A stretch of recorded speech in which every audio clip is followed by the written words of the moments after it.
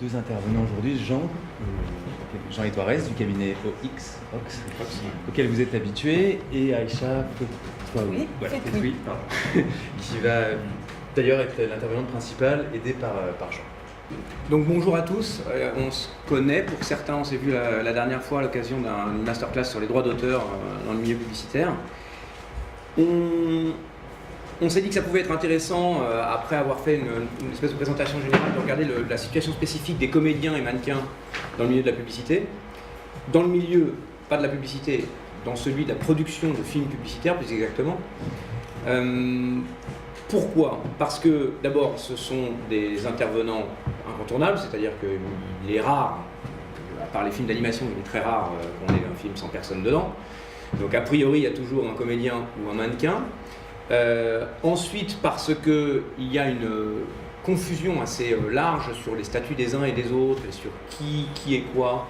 Et il y a des pratiques dont vous allez voir qu'elles ne sont pas du tout conformes à la loi, mais c'est assez fréquent et dans le milieu de la production de films publicitaires pour un certain nombre de pratiques, et dans tous les milieux d'ailleurs.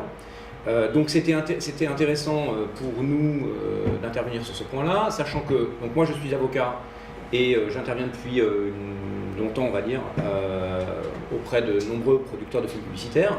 Donc j'ai vu passer des problématiques diverses et variées, notamment des problématiques de comédiens mannequins. Et Aïcha elle-même a travaillé pendant très longtemps. Oui, justement, vas-y. Donc en fait, moi, justement, le binôme il est intéressant parce qu'il y a une partie purement juridique en tant qu'avocat, et pour me présenter très rapidement, j'ai fait toute ma carrière en agence de publicité, particulièrement chez BETC pendant 15 ans, où j'étais en fait patronne du business affaires. Donc c'est toute la partie pratique, donc on a évoqué de manière très spontanée la partie légale et la frontière avec le légal, parce qu'on sait que dans nos pratiques, parfois, on déborde un petit peu en connaissance de cause. Donc on va essayer dans cette intervention d'essayer de trouver le curseur pour ne pas trop être illégal en connaissance de cause aujourd'hui sur l'aspect purement juridique au travers des codes, au travers des textes et des réglementations. Il y a deux temps dans notre intervention. La première, c'est l'alternative comédien-mannequin. Alternative, ça va vous faire un peu rigoler parce que, a priori, pour beaucoup d'entre vous, il n'y a pas d'alternative, il n'y a que des mannequins. Alors il y a des mannequins, et puis il y a des comédiens-mannequins, c'est-à-dire des comédiens qu'on va déguiser en mannequins pour les faire passer dans le film. C'est-à-dire qu'on va passer par une agence de mannequins qui va prendre le comédien en tant que comédien et puis le faire tourner dans le film. Beaucoup font comme ça, d'autres, peut-être, ont parfois recours aux comédiens en direct avec un contrat avec un comédien puis un agent de comédien. Ça vous est déjà arrivé ? Oui, quand même, ça arrive de temps à autre. Mais on va dire que c'est assez rare. La plupart du temps, la pratique, c'est quand bien même la personne est comédien, ou comédienne en l'occurrence, on la fait passer par le statut de mannequin. Donc ça, c'est l'alternative. Et puis après, on verra quelles sont les relations contractuelles qui se construisent pour le comédien dans une situation relativement théorique, même si elle arrive, et avec le mannequin dans un deuxième temps. Donc l'alternative comédien-mannequin, il faut savoir une chose d'abord, c'est qu'on n'a pas le statut de comédien et le statut de mannequin, et quelqu'un qui est comédien sera comédien toute sa vie, et quelqu'un qui est mannequin sera mannequin toute sa vie. Ça n'est pas un statut, c'est le rôle que l'on a dans le film qui va déterminer le statut que l'on va avoir. Donc, selon qu'on a un rôle ci ou ça, on sera considéré comme mannequin ou comme comédien au regard de la loi. Encore une fois, au regard de la loi, vous faites ce que vous voulez. Après, avec la loi, moi je vous dis ce qu'elle est. Un petit peu comme un policier qui vous dirait vous n'avez pas le droit de griller les rouges. Après, une fois qu'il est retourné, vous grillez les rouges si vous avez envie. Mais en tout cas, le statut de mannequin et le statut de comédien dépend non pas de la personne que vous avez en face de vous, mais du rôle qu'il va jouer dans le film. D'accord ? Donc qu'est-ce que dit la loi ? D'abord, s'agissant du mannequin, le mannequin est défini à l'article 7123-2 du Code du travail, et il est défini comme toute personne qui est chargée, et il y a deux alternatives, enfin il y a une alternative, exactement deux branches, soit de présenter au public un message publicitaire, un produit, un service, soit de poser comme modèle avec ou sans utilisation ultérieure de son image. D'accord ? Donc dans le film publicitaire, on est plutôt dans la logique de présentation au public d'un produit, d'un service ou d'un message publicitaire. La pose, c'est plutôt le shooting photo, d'accord ? Et vous voyez, avec ou sans utilisation ultérieure de son image, c'est-à-dire que ça peut être sans utilisation ultérieure de son image, ça veut dire qu'il va poser in vivo sur scène, donc défiler par exemple. D'accord ? Donc c'est cette hypothèse-là qui est visée ici. Donc vous voyez que le présenter au public, ça peut être assez large. On peut présenter au public en jouant la comédie, ou on peut présenter au public sans jouer la comédie. A priori, le mannequinat pourrait englober toutes les hypothèses. Sauf qu'on a un autre texte qui est celui de l'artiste-interprète. Artiste-interprète entend des comédiens. Il se trouve que ce sont des textes qui englobent artiste-interprète de la musique, donc chanteur par exemple, ou musicien, et artiste-interprète du cinéma ou de la télévision ou du film publicitaire, c'est-à-dire comédien. Donc le comédien, à l'exclusion de l'artiste de complément, donc, parce qu'il y a les artistes de complément sont essentiellement les figurants, enfin les figurants ou les artistes très secondaires, le comédien est la personne qui représente, chante, récite, déclame, joue ou exécute de toute autre manière une œuvre littéraire ou artistique, un numéro de variété, de cirque ou de marionnette. Œuvre littéraire ou artistique, comprendre œuvre musicale, mais aussi œuvre cinématographique, œuvre audiovisuelle et donc œuvre publicitaire audiovisuelle. D'accord ? Donc on voit que l'un présente au public un message publicitaire, l'autre joue ou exécute une œuvre. Et c'est là que les deux statuts se superposent. C'est qu'un mannequin qui serait en agence de mannequin peut jouer la comédie, et donc jouer ou exécuter une œuvre, et qu'un comédien potentiellement peut très bien présenter au public un message publicitaire ou un produit ou un service. Or, ce que disent les juges, c'est qu'on n'est pas les deux à la fois. On est soit l'un, soit l'autre, donc il y a un choix à faire, et ce choix, il est à faire en principe en fonction de l'œuvre publicitaire elle-même et du rôle que la personne va avoir dans l'œuvre publicitaire. Soit elle se contente de poser, de présenter le produit, soit elle joue la comédie, alors je ne fais pas le mec qui joue la comédie, soit elle joue la comédie, donc elle intervient dans un film scénarisé. Par exemple, qu'est-ce que c'est que cette bouteille de lait, etc., autour d'une table, je joue le père, elle joue la mère, et l'autre joue l'enfant. Ce sont des comédiens. Quand bien même ces personnes seraient en agence de mannequin, et quand bien même elles auraient été embauchées en tant que mannequins, ce sont des comédiens. Donc, ça c'est ce que dit la loi. Donc, l'application, c'est qu'en gros, est un mannequin une personne qui se limite à prêter son image, est un comédien, celui qui va, par la voix, le geste ou le jeu de scène, interpréter un rôle, même muet. Donc Johnny Depp, alors Johnny Depp, il se trouve qu'il est comédien, donc on voit bien qu'on ne se dit pas qu'il est forcément que mannequin, mais quand il joue le rôle du gars qui enlève ses chaînes, qui les jette avec rage par terre et qui les enterre, je ne sais pas très bien ce qu'il faisait, eh bien le Johnny Depp est comédien dans ce film potentiellement parce qu'il joue un rôle. Voilà, en l'occurrence, il joue le rôle de Johnny Depp, mais il joue un rôle, donc potentiellement il est comédien quand bien même il n'a pas une réplique particulière à donner. Juste pour intervenir, pour compléter ce qui est évoqué là sur la partie plus juridique, dans la pratique, vous observerez tous que la plupart du temps, et majoritairement, on demande à qu'il soit mannequin. Vous avez observé que quand vous lancez une production et que vous travaillez avec une agence de publicité, on n'évoque même pas le terme artiste-interprète, immédiatement on parle de mannequin. Or, on observe là que l'un et l'autre, au final, c'est pas pareil, mais c'est très similaire et qu'in fine, c'est juste une question de statut et on comprendra à l'avenir, au fur et à mesure de cette présentation, que c'est juste un facteur économique qui peut être contradictoire et ça fera partie des éléments qu'on vous évoquera tout à l'heure. Mais globalement, on se rend compte que la loi, ce qu'elle dit, c'est que dans la définition entre un artiste-interprète et un mannequin, il va juste présenter au public une image, versus un artiste-interprète qui va interpréter. Alors, on le sait tous, une œuvre publicitaire, audiovisuelle, on interprète. La plupart du temps. Majoritairement. Mais encore une fois, l'idée n'est pas de vous dire faut tout changer, l'idée est de vous dire ça peut changer potentiellement. C'est-à-dire que cette voie, elle est ouverte, elle est possible, elle n'est pas complètement biscornue. La voie qui consisterait à se dire bon bah tiens, je me passe de l'agence de mannequin, j'ai des comédiens, c'est pas complètement impossible. C'est juste un changement de paradigme, mais c'est pas du tout impossible. Alors, simplement pour poser les bases, ça va pas vous foudroyer, mais sachez quand même que le statut est quand même assez différent sur le plan juridique. Le mannequin et l'artiste-interprète sont tous les deux des salariés, on va le voir. Hein, donc le statut de salarié, il est le même. Il relève de deux textes qui sont deux textes différents, mais qui sont rédigés exactement de la même manière. Donc la raison pour laquelle ils sont salariés est exactement la même. Il y a deux textes spécifiques du Code du travail qui disent qu'ils sont salariés. En revanche, pour ce qui est des droits, ce sont des personnes qui ont des droits de nature tout à fait différente. Le mannequin, lui, c'est son droit à l'image. Le même droit que vous avez vous-même sur votre image, mannequin ou pas mannequin. C'est un droit qui relève du Code civil, qui est le droit à l'intimité de la vie privée, le droit à l'image, le droit au nom. Ce sont des droits de la personne. D'accord ? Donc le mannequin a ce même droit sur son image. Ce droit, il se cède comme on veut. Un mannequin qui dirait je vous autorise à mettre ça dans votre film, point, on pourrait considérer qu'il a cédé ses droits sans rémunération, sans limitation de durée, sans territoire, etc. On pourrait le considérer.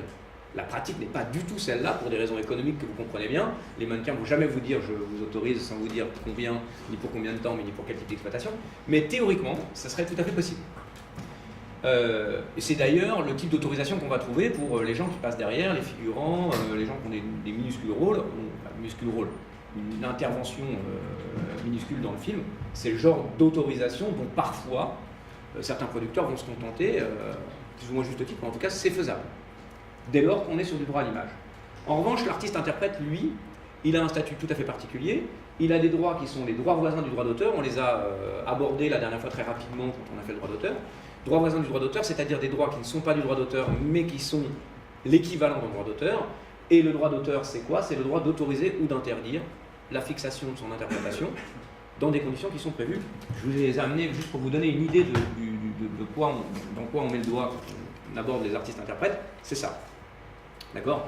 Donc ça, c'est le code de la propriété intellectuelle, et le code de la propriété intellectuelle vous dit la cession des droits d'un artiste-interprète doit intervenir par écrit, et il doit y avoir une rémunération distincte pour chaque mode d'exploitation. Donc vous devez dire télé, cinéma, internet, etc., etc. Dans le contrat d'un artiste-interprète, il faut que chaque mode d'exploitation donne lieu à une rémunération spécifique. 100 € divisé par 3, c'est pas non plus impossible. Donc voilà formellement, sachant qu'encore une fois, ce sont des dispositions qui ne sont pas prévues pour vous. Alors ce qu'il faut bien comprendre aussi, tout ce qu'on va se dire aujourd'hui, ce qu'il faut bien comprendre, c'est que vous êtes des marginaux économiquement. Vous n'êtes pas ceux à qui on s'intéresse lorsque on prend une loi. Voilà. Il se trouve que le milieu de la publicité est entre deux.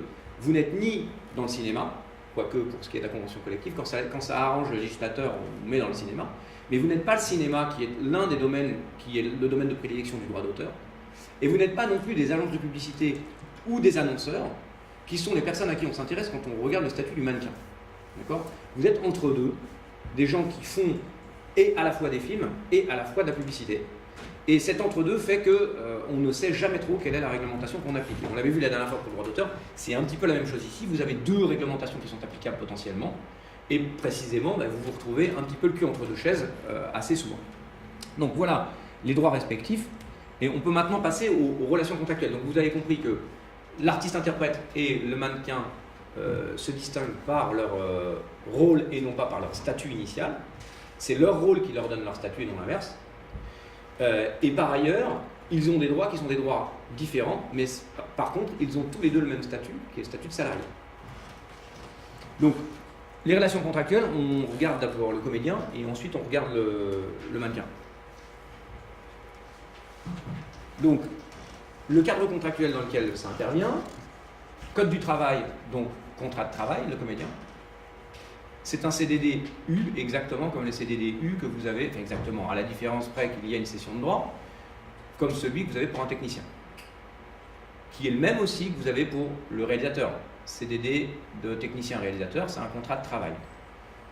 Donc c'est qu'un contrat pour un jour, 2 jours, avec la fiche de paye qui va bien. Voilà. Ce contrat il est présumé être un contrat de travail. Alors il faut que vous sachiez qu'il y a une piste de réflexion, moi que j'ai une piste de réflexion, le texte ouvre la possibilité à ce que le comédien soit inscrit au registre du commerce. Et s'il est inscrit au registre du commerce, il n'est plus salarié et donc il pourrait facturer. Sachez que c'est une éventualité qui est ouverte par le code, qui est utilisée par personne dans aucun domaine. C'est pas utilisé dans le cinéma, pas utilisé dans la musique, c'est pas utilisé dans la pub. Vous êtes bien placé pour le savoir. Donc ensuite, il a des droits voisins, avec une cession de droit dont on a parlé qui relève du code de la propriété intellectuelle. Et ensuite, il peut ou pas être assisté par un agent. Donc vous pouvez passer par un agent ou pas. L'embauche directe d'un comédien n'est absolument pas interdite. D'accord ? Ce qui est une grosse différence avec le mannequin, on va le voir. Donc ça donne quoi dans la relation contractuelle, dans le schéma contractuel ? Vous avez un annonceur qui passe un contrat d'agence avec une agence de publicité, ça vous connaissez, enfin vous connaissez. Vous savez que ça existe. Okay. Exactement. Il y a un contrat d'agence donc, par lequel l'annonceur commande à l'agence une campagne, dans le cadre de laquelle potentiellement l'agence va conseiller de produire un film. L'agence va confier la production de ce film à une société de production, donc vous. Cette société de production va passer un contrat avec le comédien, qui est un contrat complet dans lequel il y a la prestation salariée, vous serez là tel jour, telle heure et vous serez rémunéré tant. Et la cession de droit, je vous rémunère tant pour les droits cédés. Dans la pratique, on sait tous que la plupart du temps, ce ne sont que des mannequins, statuts. Attention, on parle que des statuts, ce ne sont pas des mannequins. On estime que c'est le statut mannequin. Donc un intermédiaire, l'agence de publicité et interface avec l'agence de mannequin qui va traiter sur toute la question des droits. Elle va négocier le périmètre, médias, territoire, durée. Elle va ensuite négocier toutes les conditions qui correspondent à l'exploitation. Et en face, la production, c'est-à-dire vous allez traiter uniquement sur le volet de la prestation, c'est-à-dire la mise à disposition de ce mannequin. Bon. Ça, c'est la pratique habituelle que tout le monde connaît. Il est vrai aussi pour l'artiste-interprète qu'on peut se retrouver également dans la même configuration, soit vous êtes les seuls et exclusifs interlocuteurs vis-à-vis du représentant de cet artiste-interprète. Je m'explique. C'est que, et compte tenu du fait qu'aujourd'hui, c'est un artiste-interprète, il y aura un seul et unique contrat. C'est ce qu'explique Jean dans la configuration des contrats. Contrat de travail incluant la cession de droit. Vous êtes les employeurs. Plus les cessionnaires des droits de l'artiste-interprète. Vous êtes dans la même position vis-à-vis d'un artiste-interprète que celle que vous avez vis-à-vis du réalisateur maison. Exactement. Vous acquérez alors soit avec un seul contrat, soit avec deux, s'agissant du réalisateur, un contrat de réalisateur technicien pour la prestation travaillée, un contrat de cession de droits d'auteur pour les droits d'auteur. Donc là, ça, ce schéma-là, il existe très peu, d'accord ? Mais encore une fois, il est intéressant parce que c'est comme ça que ça pourrait marcher. Ça devrait ou que ça pourrait. C'est-à-dire que la cession de droit pourrait passer par la société de production. Après, que ce soit une cession de droit en mode réalisateur, c'est-à-dire je cède tous mes droits pour tout. Ce que vous pouvez faire avec des comédiens secondaires, etc. Voilà. Ou à l'étranger, d'accord ? Pourquoi pas ? Mais on pourrait très bien imaginer que vous gériez les droits du comédien comme vous gérez les droits du réalisateur. D'accord ? Ou alors on pourrait imaginer un schéma qui est celui qui est appliqué pour les mannequins, à savoir que, alors qu'on ne serait pas en mannequinat, on est toujours avec les comédiens, vous fassiez le contrat de travail du comédien en disant je te rémunère 1000, et que l'agence dise moi je gère tes droits, et donc je vais prendre les droits, je vais gérer directement tes droits. On va le voir avec le mannequin. D'accord ? Donc on pourrait très bien imaginer ça. C'est pas le mannequin. Alors, et vous allez voir pourquoi le mannequinat impose d'une certaine manière un schéma qui est un peu différent. Parce que l'agence de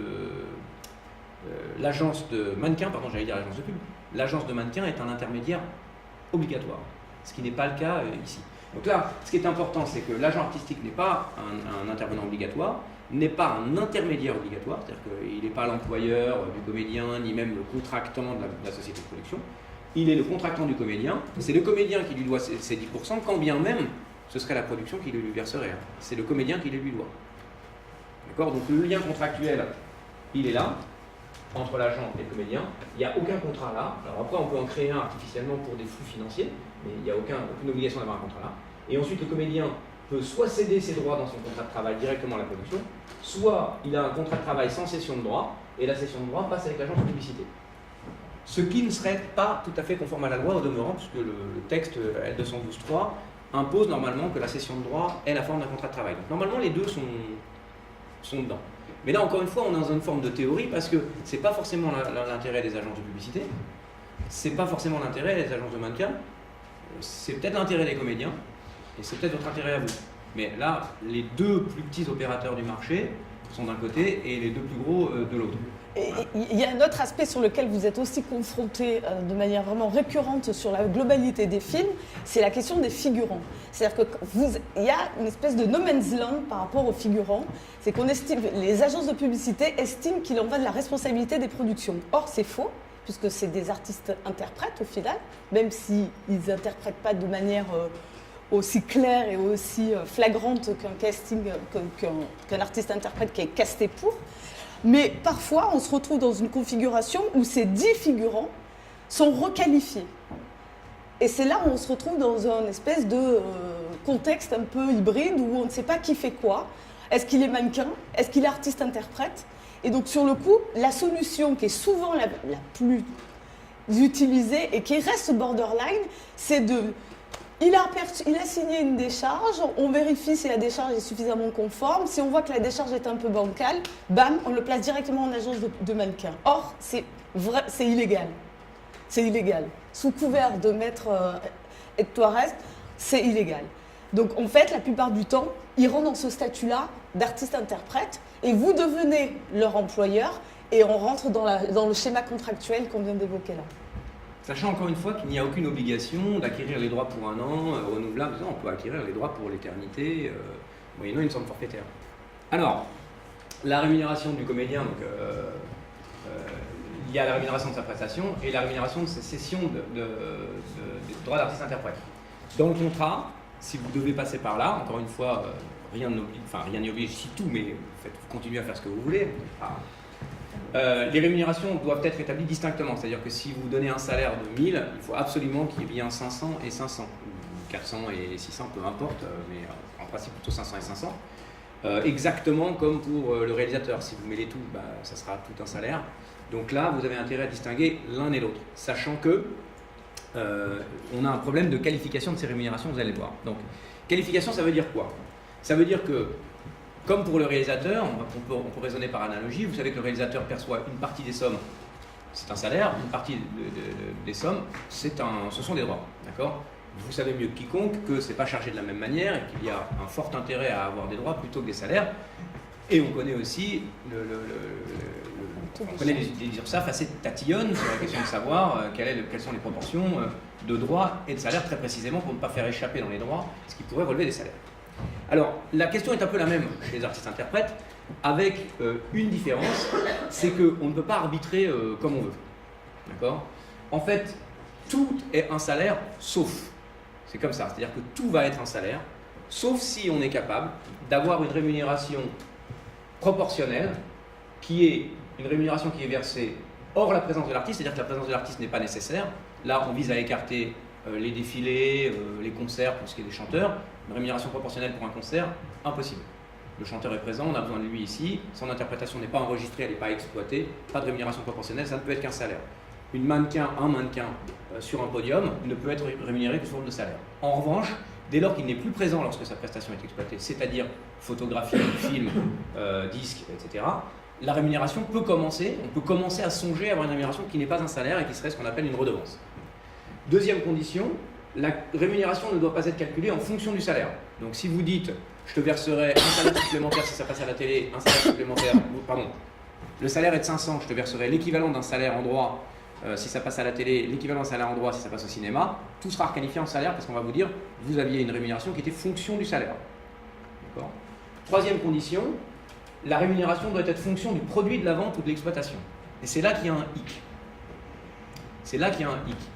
Dans les autres domaines de la création, musique, cinéma, on peut considérer que la rémunération proportionnelle est fonction de l'exploitation. Quand je vends un disque ou quand il y a un stream, je suis capable de dire, je gagne 10 € quand j'ai vendu le disque, je verse 10% à l'artiste, 1 € à l'artiste. C'est donc bien une rémunération qui est proportionnelle à l'exploitation.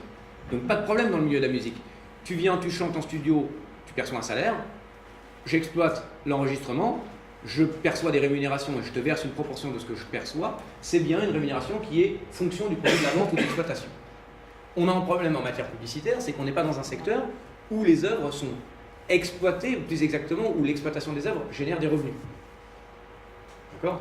Donc il est difficile de dire qu'il y a une rémunération qui serait fonction du produit de la vente. Ça, c'est même impossible de le dire. En revanche, selon la manière dont on lit la phrase, la rémunération serait fonction du produit de la vente ou fonction, alors là c'est la question, est-ce que quand on parle de l'exploitation, on dit fonction du produit de l'exploitation ou est-ce qu'on dit fonction de l'exploitation? Et là il y a un petit trou de souris qui n'est pas inintéressant, parce que si on dit fonction du produit de l'exploitation, ça ne marche pas, il n'y a pas de produit qui soit généré par l'exploitation du film, c'est même le contraire, ça génère des coûts. D'accord ? À moins qu'on soit capable de dire qu'à chaque fois qu'on diffuse un film, on vend un shampoing en plus, mais ça, a priori, on n'est pas encore capable de le dire, bientôt peut-être. En revanche, si on l'analyse en disant que c'est reçu, mais en fonction, on enlève du produit de la vente et on arrive en fonction de l'exploitation, alors là oui, ça fonctionne.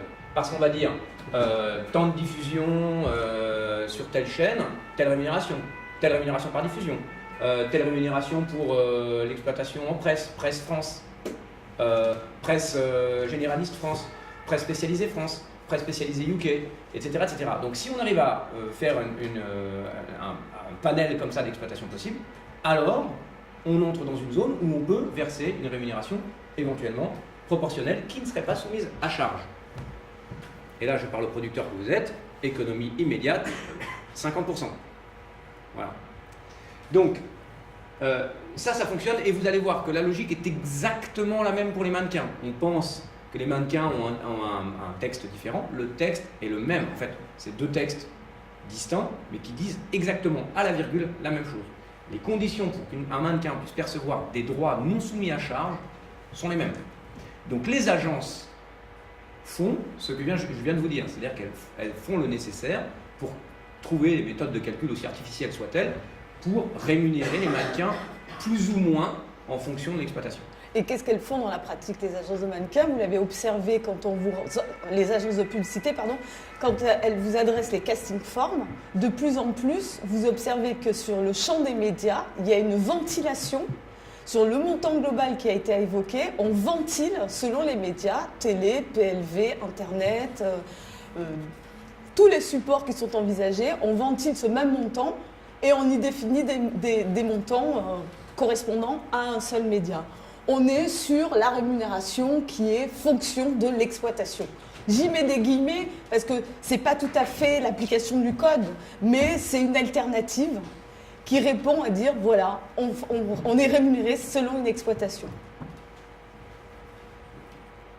Donc, la rémunération de l'agent maintenant, lorsqu'un agent intervient, ce qui n'est absolument pas obligatoire, mais a priori les comédiens, en tout cas les comédiens qui sont des comédiens recherchés, sont des comédiens qui sont en agence, eh bien l'agence perçoit 10% du montant brut des rémunérations perçues par l'artiste-interprète.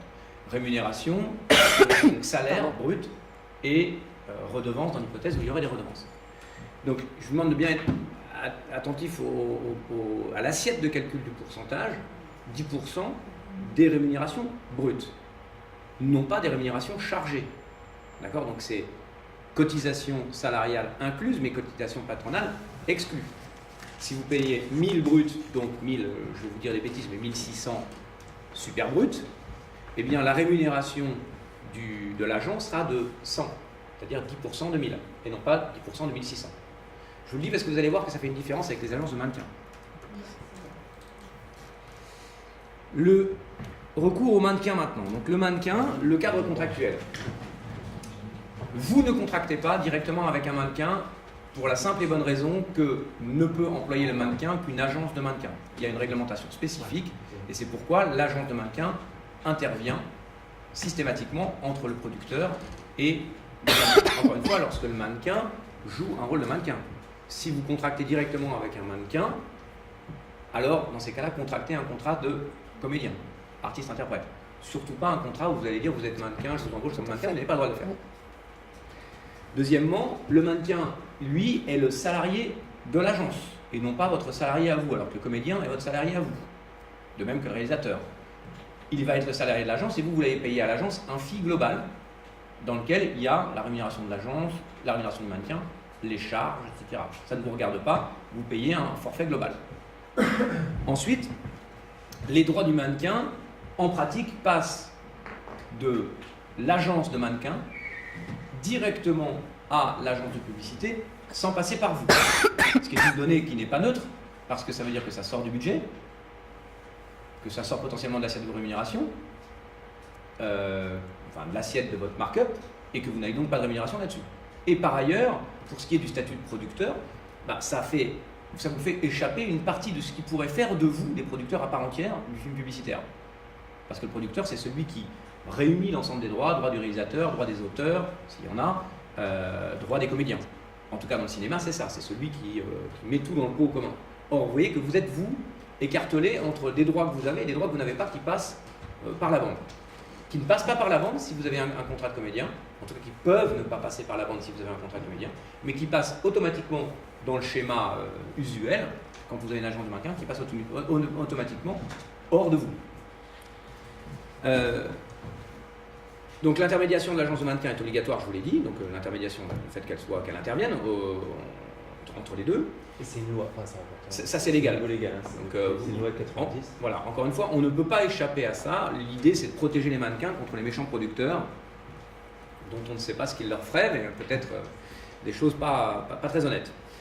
Donc, l'agence, elle va prélever une commission en rémunération de ses services. On va voir qu'en réalité, elle va prélever 2 commissions. Une que vous voyez apparaître, et l'autre que vous ne voyez pas forcément apparaître, qui est prise en dedans. Donc, il y en a une au-dessus et une en dedans.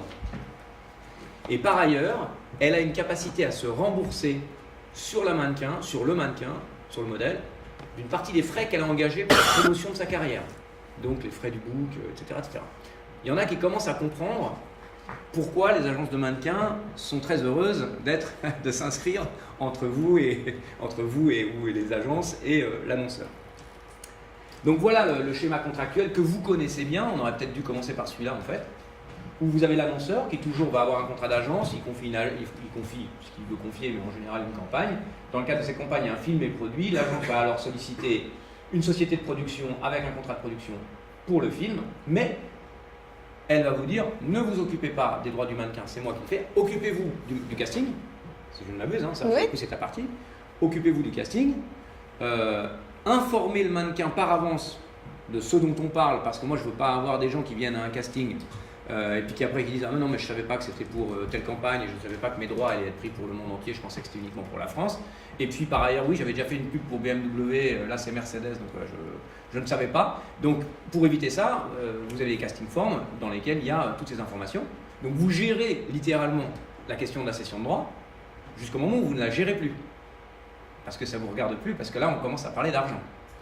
Et donc là ça passe par l'agence de publicité qui va négocier directement avec l'agence de mannequin qui est un intermédiaire obligatoire, pas directement avec le mannequin, qui va directement négocier avec l'agence de mannequin sur la base d'usages qui sont assez courants pour ce qui est des mannequins, je dirais, habituels. Dans la réalité, pour rester sur le schéma, l'agence de publicité, elle traite d'abord et avant tout avec les productions. Et donc l'agence de publicité, elle estime hein, je ne parle pas de loi, je ne parle pas de code, hein, elle estime dans la pratique que c'est de la responsabilité des productions. Donc, c'est vous qui mandatez un directeur de casting, donc vous, producteur, hein, qui mandatez un directeur de casting, il a entre les mains un casting form, il ne peut pas ignorer que sa première démarche est d'interroger et garantir que les personnes qu'il vont caster, n'ont pas déjà travaillé pour une marque concurrente. Ça, c'est un premier point.